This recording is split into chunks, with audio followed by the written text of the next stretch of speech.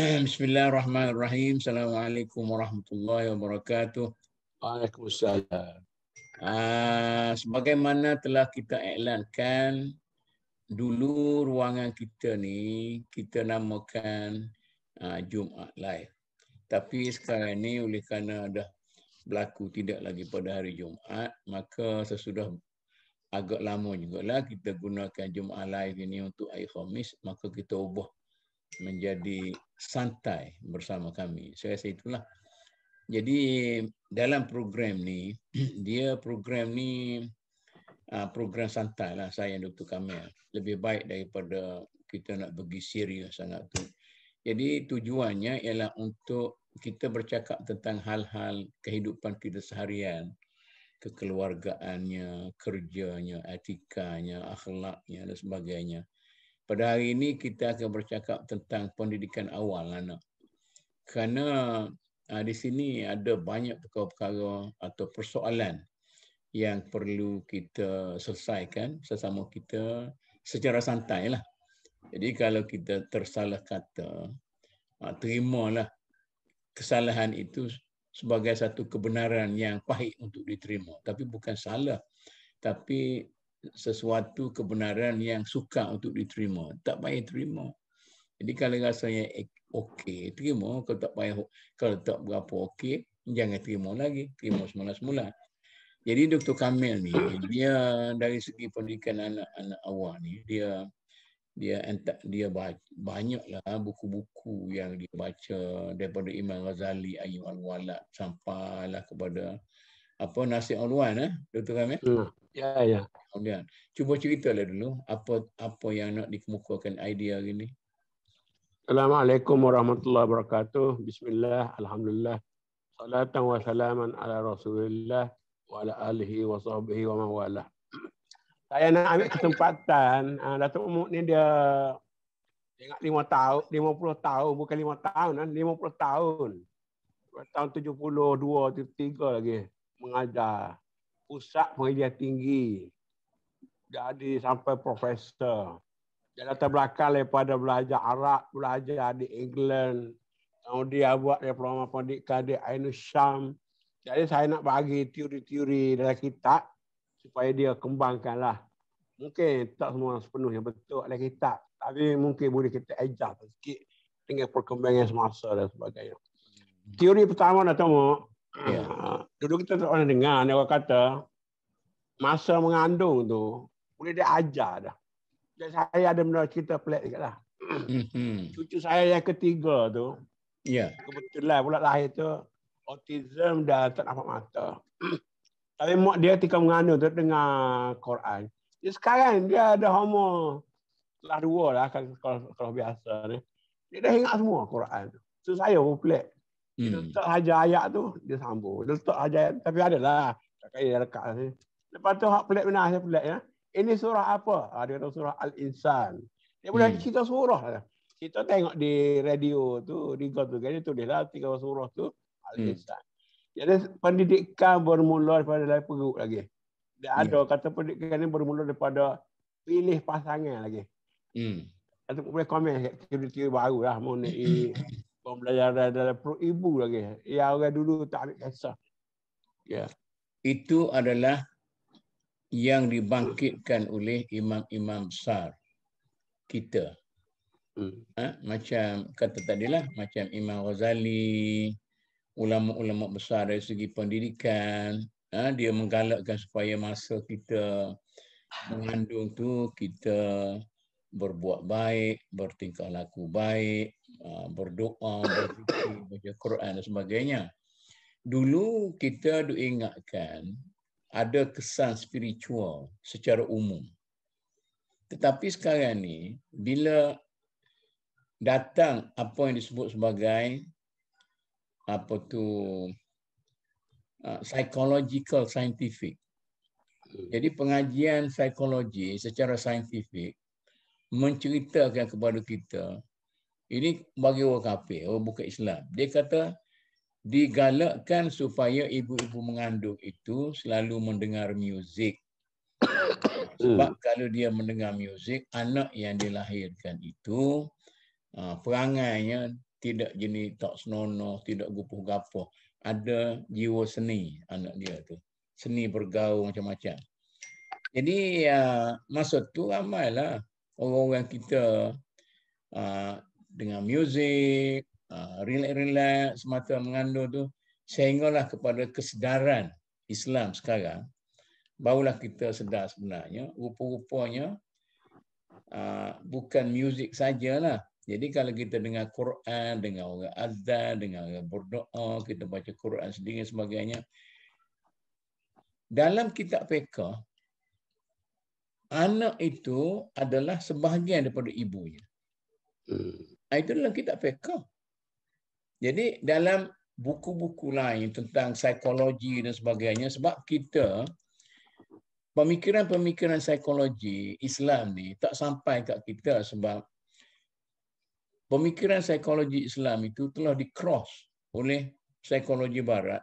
Dia tiru psikologi Islam itu dengan segala asas spiritual dan sebagainya, maka dia saintifikkan psikologi itu, buat research, buat apa semua sekali.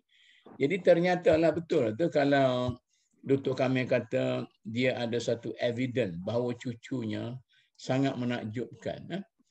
Maknanya oleh kerana mak dia duduk dengar Quran selalu tu, sampai sesuatu yang agak misteri lah kalau dia tahu ini surah apa, maknanya menghayati semua sekali. Maka itu satu evidence kepada semua ibu-ibu kita, sekurang-kurangnya tidak berlaku tak senonoh, tak baik, berperangai yang bagai-bagai yang tak betul ni, sekurang-kurangnya hidup dengan cara baik, dan selebihnya lagi wirid lah, baca Quran lah, apa-apa semua sekali, dan itu yang kita sagiakan. Jadi teori saya hari ini ialah ibu dan anak adalah satu, bukan satu jiwa, tetapi satu body. Satu body, bukan saja sesudah, sebelum anak tu dilahirkan, apa yang ibu makan, maka itulah anak tu makan. Sesudah dilahirkan pun, apa yang ibu makan itu, maka anak itu akan menyusu daripada ibu tu makanan yang sama. Dia khasiat yang sama. Kalau benda saya dalam keluarga sekarang ni, Quran dia paling baik. Sebab Quran dia dengan tajwid, dengan tartil cukup baik. Kita ni ingat mengaji dulu kan. Lupa. Ni dia baca tu. Ni dia ikut syekh dia dengar tu lah.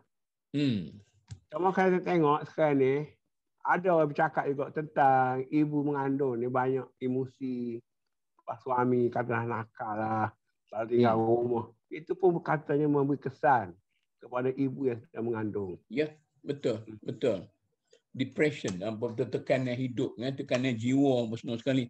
Sebab tu, kalau di kampung, orang kampung dia kata orang dapur api kan, dia boleh jadi gila muyang kan. Pasal tekanan lah. Dia duduk dalam keadaan kotor, tak bersih tubuh dia, duduk dapur api, orang tak ada selalu, suami tak tahu ke mana-mana. Jadi dia rasa tertekan tu, maka dia jadi sasau lah dalam kepala dia. Jadi ada orang kata pula bila mula lahir tu, Nabi kata azan telinga kanan, qomat telinga kiri. Orang saya kata ni macam kita bagi imunisasi lah, atau tanah kalimah tauhid. Bila dia dengar radio, bila dia tengok TV, bila dengar orang mengumpat ke apa, masukkan dia kalimah tauhid. Dan sekarang masyarakat kita alhamdulillah lah, di hospital pun lain pada ada tukar azan, tukar qomat ni. Ibu awak sendiri pun dah lahir tu bersih tu, ibu awak sekarang pun dah tak malu-malu dah bagi azan, bagi iqamat. Tunggu tengok macam mana benda-benda macam ni.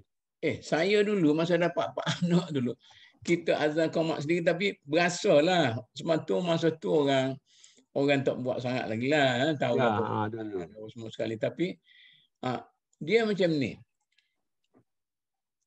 Ini lagi satu maklumat baru dari segi keislamannya kan. Jadi dalam kitab-kitab lama ni dia kata sebelum budak ni mendengar sesuatu yang lain, kita kena isikan dengan nama Tuhan dan sebagainya. Sebab bagaimanapun dia besok, bila dia tua, besar dan sebagainya, besar, tua dan sebagainya, kalau jahat macam mana pun, akhirnya hati kecil dia akan bisik kepada dia balik kepada kebenaran yang sebenar. Itu balik kepada Islam. Jadi kalau kita sesuaikan dengan dia panggil apa tu? Susu pertama. Susu ibu tak? So, yang putih tu. Ha. Guna pada susu tu ada dia putih yang keluar dulu. Ya, maknanya jangan diberi apa-apa makanan sama ada susu atau tidak kecuali budak tu sudah diberi susu pertama. Jadi sekarang ni kalau tak boleh nak bagi menyusu daripada dia punya apa tu, dia punya dada pun, orang perah sekarang ni simpan nak bagi kepada budak tu, misalnya buat ibu tu sakit ke apa semua sekali kan, bagi semua sekali. Ini saya ingat duka cerita lah juga setengah orang kampung kita dulu. Yalah dalam keluarga kita juga. Dia boleh tak bagi susu dada kerana kempen nak bagi susu yang sihat. Masa tu adalah leptogennya. Macam jenama lah. Ada macam jenama kan. Jadi macam kita tak tahu masa tu. Jadi sekarang ni semua macam agak susu menyusu di dada sendiri kan. Dulu Allah darah dia kata. Saya ingatlah kawan-kawan saya dulu bila dah apa tu dia orang kampung kan. Bila dapat anak juga pergilah tepi-tepi tu susu nak bagi menyusu ke anak ni, orang kata darah di selor tepi atas kaki lima tu yang nyusu anak. Builah susu botok Ini sebenarnya idea-idea Islam tu sudah diselaraskan dengan nilai-nilai saintifik, maka saya rasa itu satu tanda bahawa tamadun Islam semakin balik kepada masyarakatnya. Yang dikatakan tamadun yang hilang. Saya nak sebut satu lah. Kalau kita pergi tengok kepada hadis Nabi tu, hari ke-7 tu diberi nama, ditahnik, bersyukur.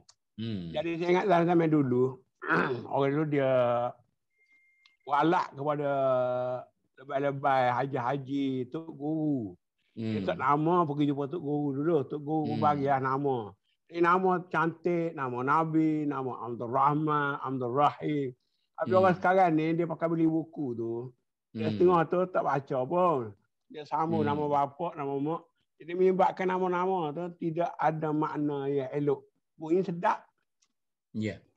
Contoh dah sebut ada satu tu pasal Al-Quran ada khairul bariyah, dia pun tak khairul bariyah. Dapat adik dia tak syarrul bariyah. Jadi sejahat-jahat makhluk. Jadi banyak benda-benda macam tu. Bila jumpa ayat Quran tu, dia kira sedap ayat Quran tu. Ada nama Zaniah. Satu saya dengan kes di Kelantan nama Zaniah. Zaniah tu dia tukang Zainiyah. Apa Zaniah ni berzina lah. Dia cerita je bila budak tu besar, dia memang berzina. Komen kat buat nama-nama ni. Ya, ya. Saya sebelum tu saya nak sebut bab menyusu lagi, takut nasuh bagi ilmu sikitlah Ya, ya. Orang yang bagi menyusu kepada Nabi, pasal bila dah dia lahir tu mak dia meninggal kan?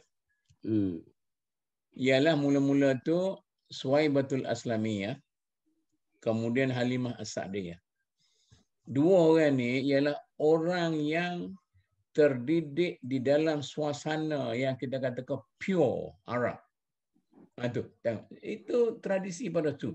Jadi Tuhan dorong Nabi itu supaya pergi menyusu kepada orang-orang macam ni. Halimah Sa'diyah tu kan, mak pada Syaimak tu. Jadi itu satu tadi. Saya nak simpan ilmu pada masyarakat sikit. Jadi masalah menyusu ni kena betul-betul sistematik dan jangan lagi kita terpengaruh dengan kempen-kempen susu ni, susu ibu lebih baik, susu dada lebih baik lagi dan sebagainya sehingga pada peringkat tertentu. Yang keduanya macam Dr. Kamil tadi kata tahniklah, bersyukurlah, itu kita kena ikut spek dia sebagaimana yang terdapat dalam hadis, dalam apa semua sekali. Cuma kalau bertentangan dengan soal-soal kebersihan dan sebagainya, itu kita kena adjust lah. Yang keduanya, jadi barakah Nabi itu tak serupa dengan barakah ulama. Barakah orang awam tu, barakah ulama tak serupa barakah Nabi. Barakah orang awam tak serupa barakah ulama. Jadi kita kena ambil kira sikit. Jadi masalah nama ni, mungkin saya nak tekan sikit lah. Saya tengok dalam masyarakat lain. Katalah India terutama sekali. Kok mana pun Wanika Masagam, Malinggam tu letaklah nama apa pun, nama tu ada. Cina dah terhakis sikit sekarang ni. Dia kadang-kadang dia tukar tak apa lah. Tengok orang putih. Dia nama dia mesti ada Christian name. George dia tu mesti John, George, tu dia ada. Matu Bosfield tu nama keluarga. Jadi benda-benda macam ni, masyarakat dia secara budaya menjaga hal seperti ini. Tetapi masyarakat kita bising berbincang tentang bagaimana kita perlu ada undang-undang sekian. Kuasa budaya tak dalam masyarakat kita. Jadi dulu bila kita dapat anak, kita pergi Tok Lebay, Tok Imam. Jadi Tok Lebay, Tok Imam tu dia bagi anak-anak kita tu satu, tak tinggallah Muhammad, Ahmad, Mahmud. Itu semua sekali kan macam kita buat. Muhammad Syukri, Ahmad Fadil, Muhammad Kamil, Mahmud Zuhdi, Hamid. Jadi Muhammad, Ahmad, Mahmud, Hamid. Pak ni saya nak cadangkan kalau nak bawa nama-nama lain pun. Ahmad Soekarno. Sebenarnya Soekarno tu nama dia Ahmad. Ini pengaruh-pengaruh Jawa sebenarnya yang masuk dalam masyarakat kita mula-mula sekali. Malah duka ceritanya secara intelektualnya dimulakan oleh mungkin saya rasa Datuk Yusof Zaki pada waktu itu dia ada satu niat yang baik, tetapi digunakan oleh masyarakat. Dialah mula-mula yang memperkenalkan nama-nama anak moden. Jadi orang dah ambil ini dia ni. Kemudian setakat tu tak apa. Lepas tu dia pergi lebih teruk lagi. Capur nama ibu dengan anak apa semua sekali. Jadi saya rasa oleh kerana sekarang ni budaya tak dapat mengontrol kita. Sebab masyarakat kita ni dia tidak sangat menjunjung budaya bangsa, budaya masyarakat. Kita perlu pada peraturan. Saya nak cadangkanlah kalau siapa dia boleh kepada pihak pendaftaran negara kan, lahir dan mati itu, dia kena lebih ketat daripada sekarang. Jadi nama apa pun tanya, hak Islamnya hak mana? Jadi kalau dia kata nak letaklah nama apa tu, Zahas ke nama anak dia tu kan. Jadi sebelum tu Aisyah Zahas ke, Fatimah Zahas ke. Sekurang-kurangnya ada satu nama tu yang nama tradisional. Lepas tu letaklah nama gapo, sedap apa semua sekali pun mungkin. Tapi bagi orang Indonesia ada makna dia. Dalam bahasa Jawa kita ni tak ada makna, kita pukul begitu je. Kadang-kala kita tengok buku dan kita tengok buku tu kita modify sendiri. Nama buku tu kita modify sendiri. Samu abna'akum tu itu hadis Nabi tu. Suruh pada masa sahabat ada nama-nama yang tak sesuai Nabi baiki. Saya pun ada satu joke yang Dr. kami cerita tentang nama-nama yang tak ada tu. Dia pergi tanya, dia letak nama dah. Kemudian pergi jumpa Tok Lebay, Ustaz. Tak kata nama apa ni. Dia kata, Ustaz, saya nak letak nama saya. Nama ke dia? Dia kata, Baqarah. Baqarah. Lepas tu Ustaz tanya, Pak Cik nama ke apa? Dia kata, saya nama Abu Bakar. Mulialah Baqarah binti Abu Bakar. Itu cerita-cerita macam tu. Baqarah mana lembu tina dah. Baqarah lembu tina. Sebab dalam Quran itu ada fadhbahu baqarah. Ini niat yang baik tetapi tidak fasih dalam melaksanakannya. Apalagi yang dia cari nama yang pelik-pelik, tidak ada asas. Asas Pakistan pun tak ada, asas Afghanistan pun tak ada, asas Melayu pun tak ada, asas Arab pun tak ada, asas Iran pun tak ada. Dia fikir seorang, dia buat. Jadi ingat dulu ada mati lah pok sepupu kita di Mulu tu. Adalah anak saudara dia nak tak nama ke apa, Zana apa semua sekali ni. Ketemu ni mah. Ingat tahu siapa-siapa dia ni, kita tahu di keluarga tahu lah. Kalau anakmu saya jual budu, nak beli mah budu mah zak tak tangguh dia tu. Itu cerita budaya, satu aspek budaya orang kita. Tapi sebenarnya saya rasa para pendakwah kita perlu memberi sedikit perhatian kepada aspek-aspek sebab nama itu adalah identiti bangsa. Saya ada cerita pelik juga ni. Kawan sekolah rendah lah. Sekolah menengah. Condon. Dia nama Awang Mak Bedah. Sebenarnya nama dia Awang. Lepas tu bin Mat. Jadi bila dia sebut kepada polis waktu tu, polis kata pengulu. Dia tulislah Awang Mak. Dia kata Bedah lah. Mana mak tu Bedah lah. Polis dia Awang Mak Bedah. Itu nama dia sebab sekarang ni isi borang apa semua sekali. Iyalah. Zaman dia tak asuk di Keteria tu ada seorang nama Cikgu Mak Syah. Kita di Keteria dia ada Cikgu Mak Syah tu besar lah, bola lah apa. Dia tak nama Cikgu Mak Syah. Masa parti berjasa tu ada seorang nama berjasa. Dia macam-macam lah orang ambil. Dia itulah saya kata orang tidak tahu apa pentingnya nama tu. Sebab nama tu dia carry sampai ke akhirat. Dia bukan sekat mati, sekat dunia dah, sampai ke akhirat. Yalah. Untuk tunggu kita yang dulu masuk duk tobo nak pergi syurga neraka nama kursi dia letak.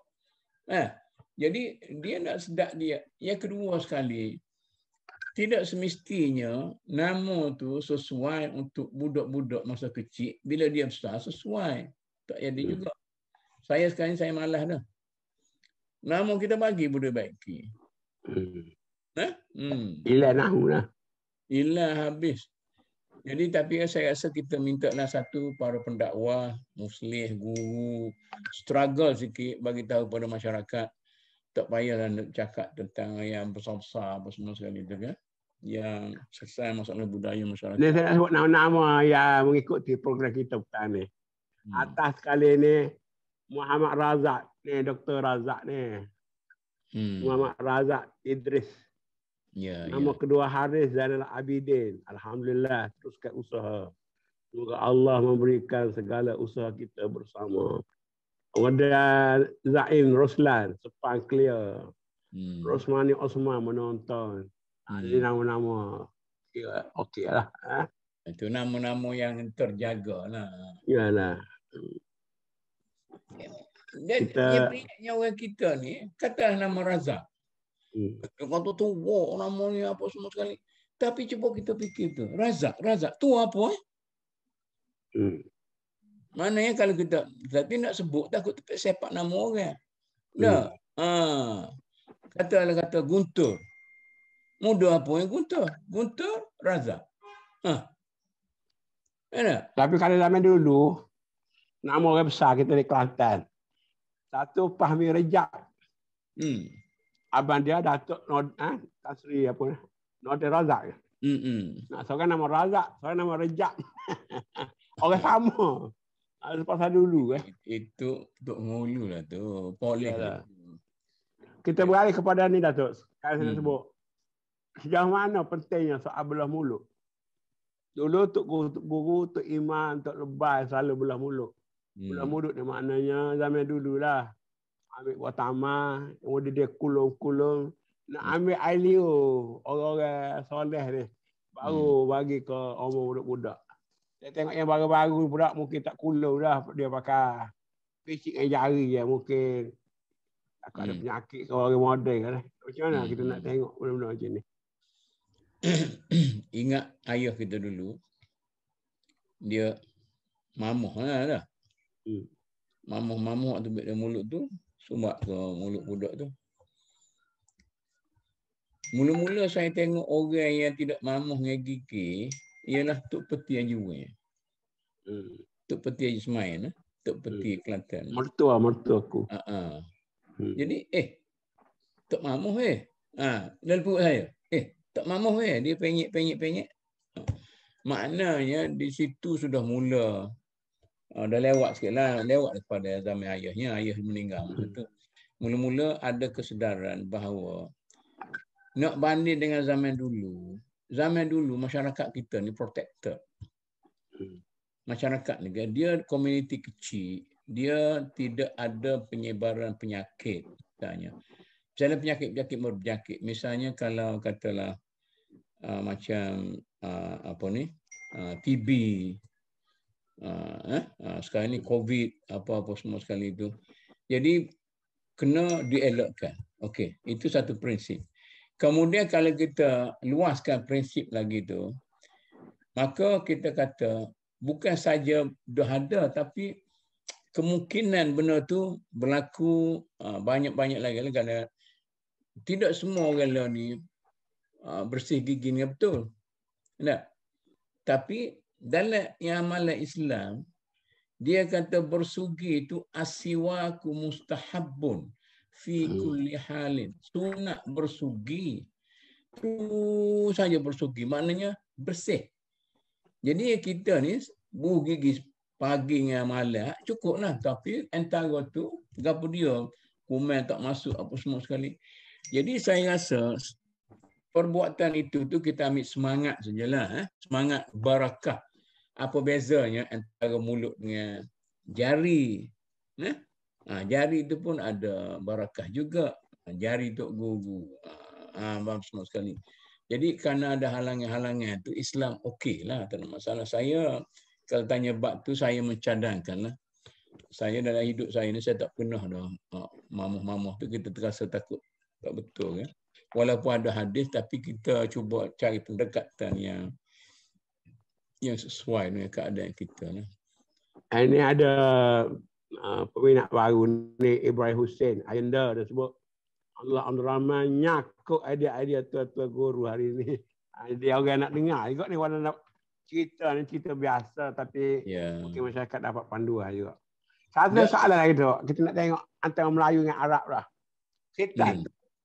Khitan ni kalau dalam Arab kita tengok dia kata umur 7 hari tu sudah dikhitan.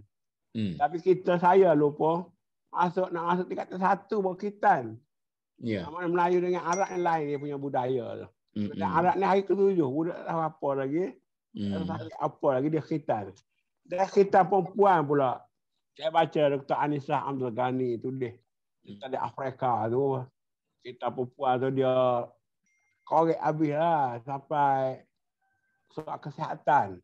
Sampai dunia buat. Tapi mungkin orang Melayu dia khitan biasa lah. Ada saya ingat saya waktu belajar tu kata ada khitan dia cocok saja tak boleh dia kena buat juga perempuan tu. Tapi saya baca dalam Ibn Qayyim dia kata perempuan tak khitan apa makna benda tu sunat. Komen sikit. Dia macam ni lah. Ada khilaf yang agak asas lah dari segi khitanul mar'ah. Ada khilaf. Maknanya ternyata bahawa khitan itu boleh menjaga masyarakat. Ini cerita antum a'lam bi umuri dunyakum ni. Bapa? Mengapa kita hanya bawa hadis-hadis buah tamar saja? Hadis talqih tamar saja. Mengapa banyak lagi hadis-hadis yang kita kata hadis-hadis tu dikatakan oleh Nabi, adakah itu tasyri'i ataupun Nabi sebagai manusia biasa? Tapi oleh kerana tidak berlaku kes pada waktu itu, maka sebenarnya adat orang Arab pada waktu itu dia khitan kerana nak menjaga dia punya kesucian itu. Ternyatalah bahawa khitan itu boleh mengurangkan sensitiviti alat kelamin wanita. Jadi dia lebih ifah lah. Lebih orang Kelantan kata lebih tidak pengah lah. Tidak pengah. Tidak gatal. Begitu. Jadi oleh kerana itu, maka benda tu satu cure yang bagus lah. Tetapi apabila psikologi keluarga, psikologi seks kemudiannya ternyata bahawa lebih daripada tu, lebih pada cure tu. Orang Arab kata burut jinsi. Jadi satu penyakit burut. Penyakit yang maknanya dia tidak lagi begitu sensitif. Sejuk. Sejuk sangat, sensitif. Orang kata poriah pisat. Kita tak faham tu, orang kata, macam riah Dah pisat. keladi. Macam dah keladi, macam riah pisat. Lagu kita tak faham. Cerita-cerita ni, orang tua-tua dulu ke pun. Dia banding antara ni, ni galak ni. Ni macam riah pisat. Macam. Jadi kita tak faham. Jadi oleh kerana itu, apabila ada saintifik yang menyatakan bahawa sebaliknya, kita kena balik pada hadis tu. Kita tidak lagi mempersoalkan hadis tu sahih ke, dhaif ke dari segi riwayatnya. Sebab adalah kitab. Kita kena tambah. Kita pula kena tambah kepada perbicaraan tentang hadis itu. Hadis ini hadis tasyri' ke ataupun hadis yang ikut adat. Dia kata, macam juga khitan laki-laki, adakah wajib ataupun sunat? Ini saya masa di Demak Hak tu, al-khitanu sekian. Dia kata laulam yakun wajiban lama kana jaizan. Ini sudah bagaimana? Dia kata kalau khitan laki-laki itu tidak wajib, tentu tidak harus. Pasal membuang satu juzuk daripada badan manusia itu, kalau tidak ada faedahnya, maka haram nak kerat tangan, kerat jari, apa semua sekali. Haram. Itu argumen dia. Tapi para fuqaha berbeza pendapat. Mana wajib ke, sunat ke, atau apa-apa semua sekali. Jadi benda ni kita kata sirahnya daripada zaman Nabi Ibrahim. Nabi Ibrahim pula umur berapa dah? Tua dah. Dia ambil cetai ni kan? Cetai lah. Kata kapok. Tu oleh kapok tu orang buat perahu tu. Cekok sikit tu. Cetai tu. Ambil cetai tu. Itu pun cerita-cerita dalam kisah Sul Anbiya dan sebagainya. Jadi maknanya semuanya ini adalah budaya-budaya warisan yang dikekalkan oleh Islam kerana dasar Islam terhadap budaya warisan itu adalah sangat terbuka.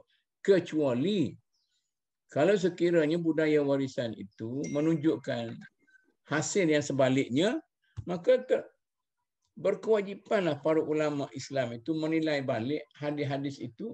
Sebab hadis ini kita boleh nilai dari banyak segi, bukan dari segi taraf hadis itu mutawatir, masyhur, ahad, hadis.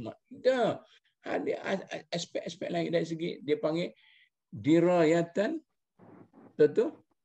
Wariwayatan. Kita duk tengok riwayah. Okeylah. Riwayah itu kita kena terima bahawa kadang-kadang hadis itu dhaif.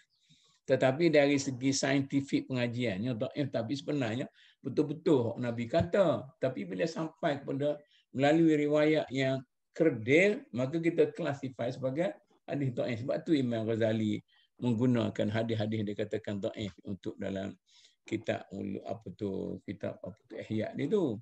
Jadi sekarang ni kita bagi kepada dirayah. Apa pentafsiran kita bila Nabi kata sekian? Jadi pentafsirannya masa tu ada objektifnya ialah untuk nak menjaga iffah. Menjaga iffah. Kemudian yang laki-lakinya pula ialah untuk menjaga khulu. Untuk bersih. Untuk membersih. Tidaklah kotor semua sekali. Tetapi apabila ternyata sesudah itu ada sebab-sebab yang lain. Yang laki ini tidak berbangkit. Ada sebab-sebab lain yang perempuan itu, maka kita boleh. Itulah yang dikatakan cara kita membina Islam tidak sekadar sebagai satu ritual tetapi asas tamadun yang tinggi. Jadi penonton-penonton kita bertambah. Faisal Naim menonton. Afiq Ridwan menonton. Cuma ni Abdul Rahman dia kata hilang suara tempat dia kot sebab saya dengar dengan jelas ni. Itu Dan device dia. Afiq Ridwan dia jadi tak liar kalau berkaitan tu. Bersih pun bersih. Macam kita katalah.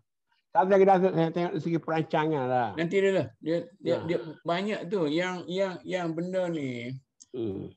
Jadi ulama-ulama yang lebih ke depan lah kita kata di pandangan dia ya.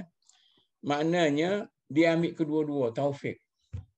Nak jaga yes dan takwil melarat yes, maka dia mencadangkan macam Taufik kata tadi lah. Dia ambil sikit sangat, jangan buat sampai hilang sensitivity. Afiq tadi. Mana kita nak ambil gini. Apa bagaimanapun kita nak ambil juga berkat sunnatul Rasul kan? Yang Nabi kata tu. Kena buat sekadar-kadar yang sebab Nabi pun tak sebut kadar mana lah. Ini di Afrika dia buat semua sekali. Ini banyaklah masa kita duduk di Mesir tu. Dalam majalah Tabibul Khas tu macam hampir setiap keluaran tu dia banyak masa tu dia duduk berkempen untuk apalah. Khitan pada waktu itu. Jadi sekarang ni Zul Husni Syahmi ni dia tu jelas dia tahu di mana dia duduk ni. Cuma nak sebut saya nak pindah sikit kepada soal dia lebih kritikal sekarang saya ingat. Dalam hadis Nabi kata hari ke-7 tu juga sebab anak masih kecil nak menyuka hati apa kita buat akikah. Tidak hari 14, tidak hari 21, dia boleh setakat tu lah. Tapi orang sekarang saya tengok anak 2-3 bulan pun tak akikah lagi. Anak masuk sekolah pasal apa? Pasal tak ada perancangan ke, ambil kecil enteng ke. Macam saya ingat raya korban ni kan. Tengah mazhab dia kata bukan sahaja sunat muakkad, wajib, bukan fardu, wajib. Sebab setahun tu kita banyak Tuhan bagi rezeki kan. Jadi kalau dia rancam betul kata simpan 50 riyal ke 100 bulan. Semua orang boleh berkorban. Dan sepatut semua. Tidak semua orang, maknanya semua ketua keluarga lah. Tengok. Nabi dia korban 2 ekor. Satu untuk keluarga dia, satu untuk umat dia. Maknanya ketua keluarga tak mesti tiap orang dalam keluarga tu. Saya baca lah. Tapi orang kita sekarang ni ambil aje lah. Anak dah 3 tahun dah, anak dah besar, berlari dah, baru nak akikah. Jadi perancangan orang kita Islam ni macam mana? Sebab agama semua. Dia panggil pandangan yang tidak serius. Tidak ada pandangan yang serius. Sebab salah kita juga para ulama. Kita hanya mengajar hukum hakam.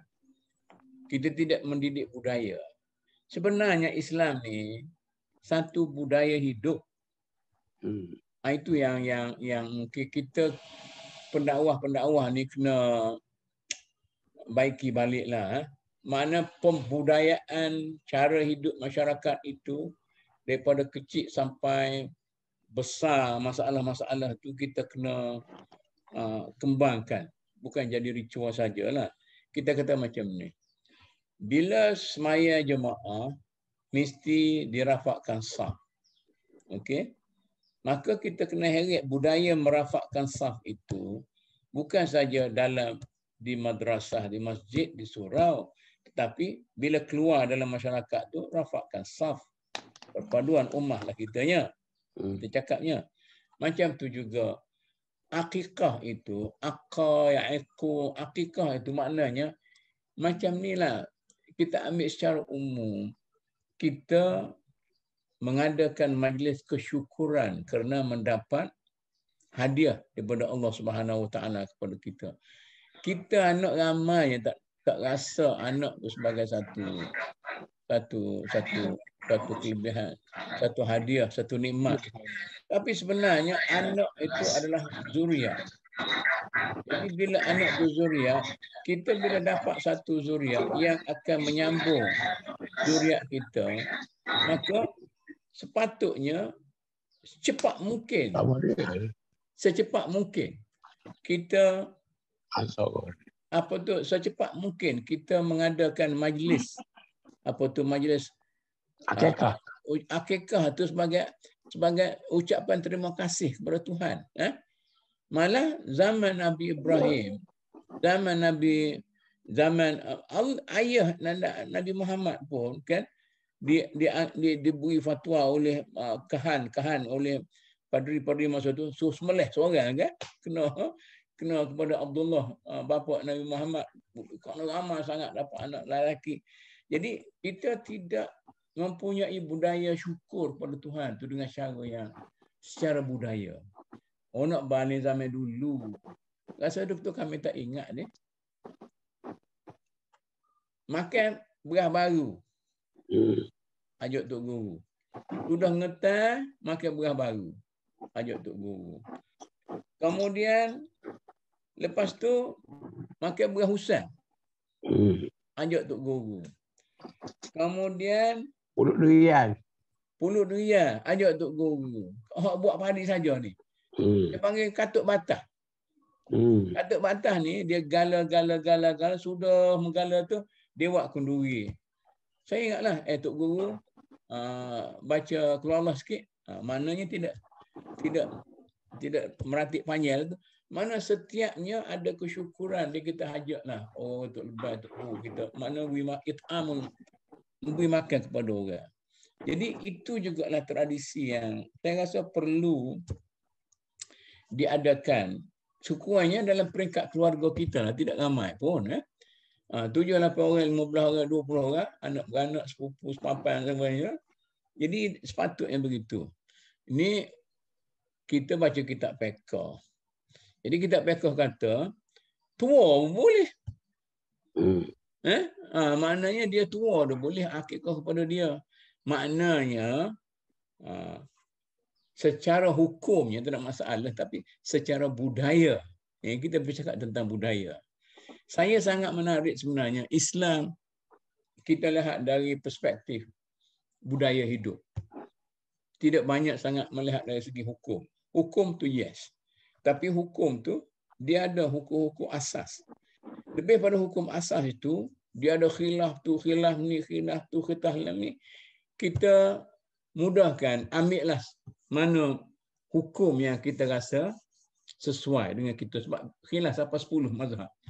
Tidak, orang kita selain pada hukum asas tu, yang tidak khilaf tu, pergi pada hukum-hukum yang tidak asas tu.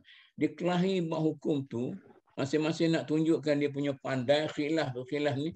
Sedangkan nilai yang dibudayakan, bukan nilai yang diasaskan dengan hukum dan mahkamah, tapi nilai pembudayaan itu dia tinggal. Oleh kerana itu kita sebenarnya nak banding dengan masyarakat lain dalam negara kita ni. Dia Islam ni hebat. Pasal apa orang Melayu tak hebat? Sebab budaya Islam tu tidak kita hayati. Kita hanya bising duk bincang dengan hukum tu pula secara yang akademik tu. Datuk, kita ada 15 minit lagi. Tapi sebelum saya minta Datuk simpulkan. Sebenarnya saya tengok bab ni sangat menarik. Berdasarkan kitab Nasihat Uluan ni, dia masuk bahagian tu tanggungjawab pendidikan iman, tanggungjawab pendidikan akhlak, tanggungjawab pendidikan fizikal, tanggungjawab pendidikan kognitif, intelektual, tanggungjawab pendidikan jiwa, pendidikan sosial, atas sekali dia masuk pendidikan seks dan sebagainya. Jadi saya rasa kalau Datuk berkesempatan lah, rasa berminat, biasa kita boleh sambungkan lagi siri-siri tu. Kalaupun tidak secara detail, benda ni saya ingat sesuai. Sebab saya sendiri pun ada benda-benda yang kita baru tahu soal emosi, soal-soal kejiwaan dan sebagainya. Jadi kalau walaupun mungkin hari ni tak ramai tengok ni, ada 40 orang, 50 orang begitu saja. Tapi biasanya orang akan ikuti program ni. Kemudiannya, yang minggu lepas pun saya ingat sampai 2,000 lebih. Jadi, tapi sebelum tu, saya nak hakkan dulu, antara mula lahir sampai umur 2 tahun lah. 2 tahun tu saya sebut umur haulaini kamilaili liman arada ayyutimar radha'ah. Mana anak-anak tetap kewajipan bapa untuk beri susuan kepada mereka. Dan sesuai ibu ataupun kalau zaman Nabi upah orang lain menyusu anak, bukanlah bagi susu binatang, susu kambing, susu bibi. Ada setengah orang kata sebab tu sekarang ni budak-budak orang yang pelik-pelik sikit, sebab sejak kecil lagi dia beri makan susu binatang. Adakah apa-apa pandangan Datuk lah tentang dapat anak, dapat cucu ni, ada yang berlaku masyarakat kita? Apa yang sepatut kita buat dalam masa 2 tahun dululah, atau selepas tu lah. Tapi kita 2 tahun lah tu. Ada benda yang kita tinggal. Misalnya susu tu lah. Ada setengah orang tu nak jaga badan.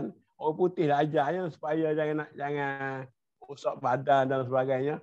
Akhirnya bagi susu. Susu tu mahal. RM50 satu tin. Padahal dia bagi susu free. Kita buat macam-macam alasan tak ada susu dah. Saya punya pengalaman pun saya tengok selagi anak tu ditocoh dengan susu tu ada keluar. Dan dia boleh makan apa-apa yang boleh menyebabkan susu tu banyak. Tapi kerana ibu bapa tak nak tu dia buat alasan lah. Atau apa-apa kes saya lah. Daripada menyusu. Hati-hatian lah. Dia gini, saya rasa silap macam saya kata tadi lah.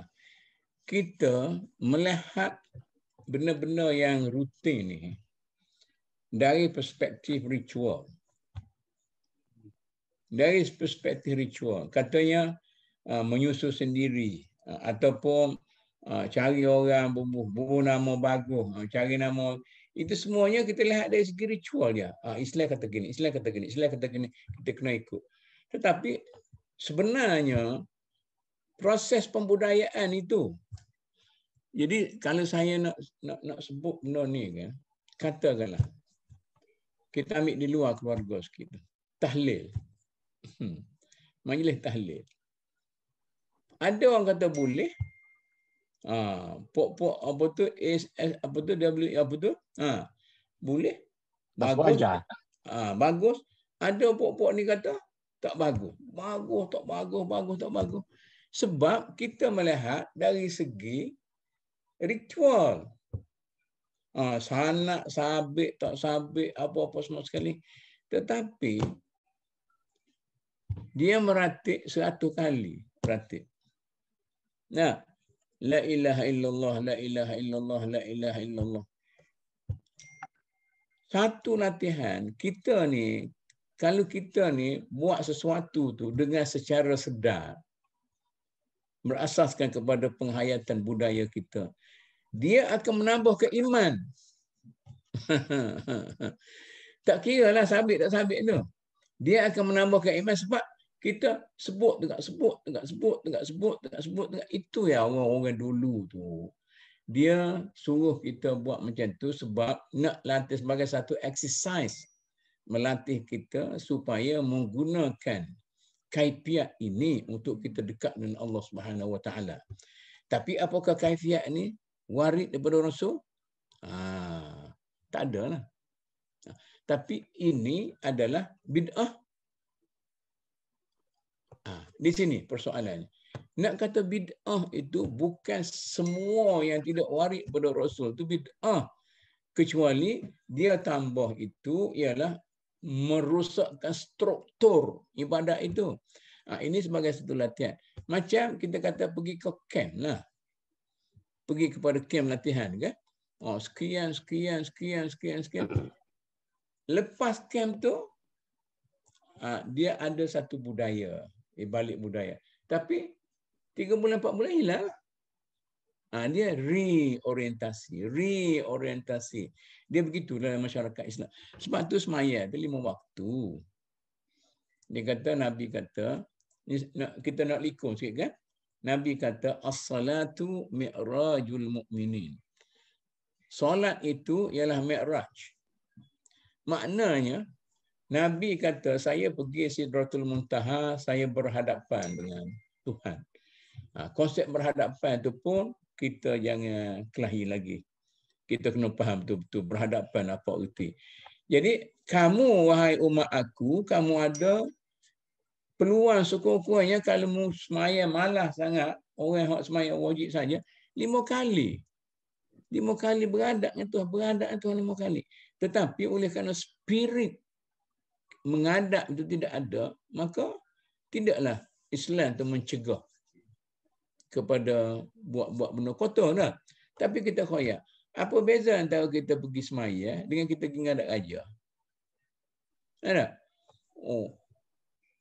Kita rasa azim bila pergi ke istana. Kita kata jalan, kita rasa hebat apa semua sekali. Maka kita rasa kecil di hadapan raja. Jadi benda tu, spirit itu tidak ada. Jadi oleh kerana itu, kita mengajar semaya pun, kita tidak mengajar spirit itu.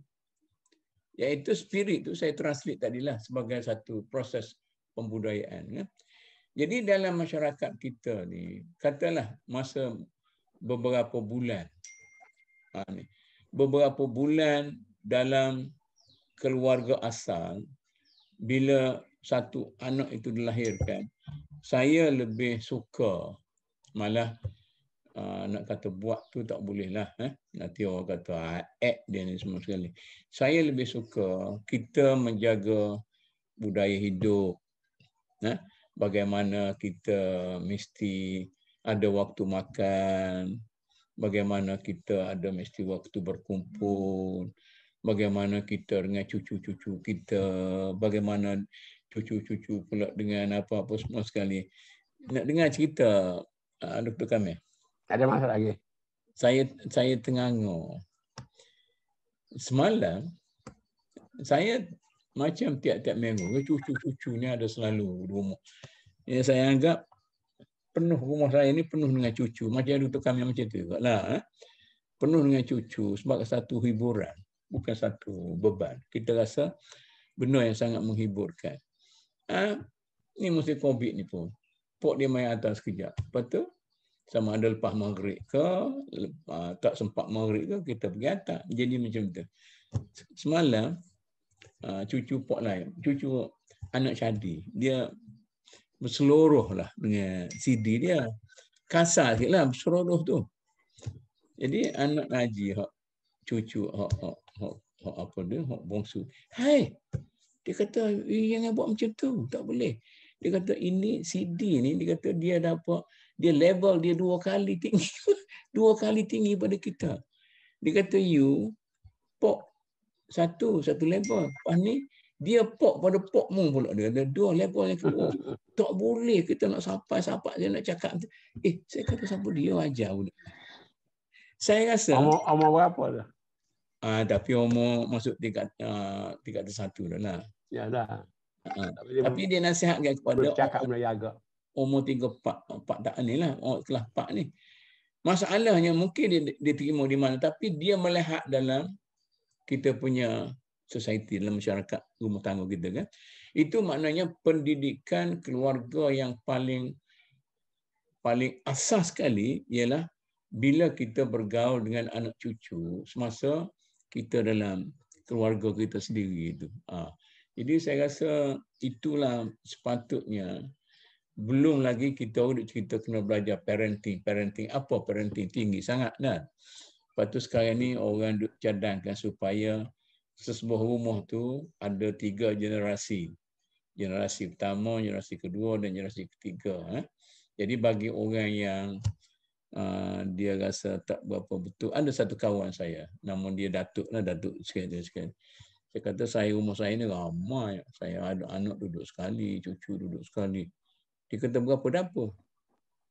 Saya kata 1 dapur. Dia geligut.